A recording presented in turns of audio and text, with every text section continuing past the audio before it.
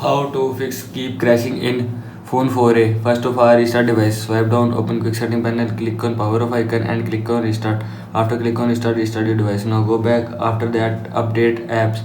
Open Play Store. Now in Play Store, click on your profile icon. Scroll down, click on manage apps and device.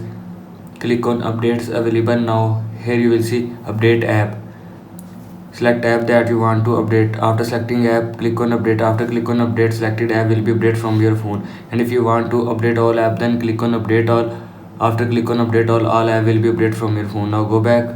After that, software update, open setting, scroll down, click on system updates, click on check for updates and click on update. After click on update, your phone software will be updated from your phone. Now go back.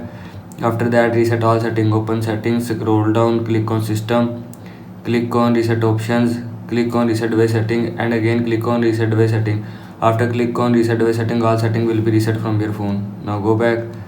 After that, factory reset, again open setting, scroll down, again click on system, again click on reset options, click on erase all data factory reset and click on erase all data. After click on erase all data, music, photo, video files will be permanently erased or delete from your phone.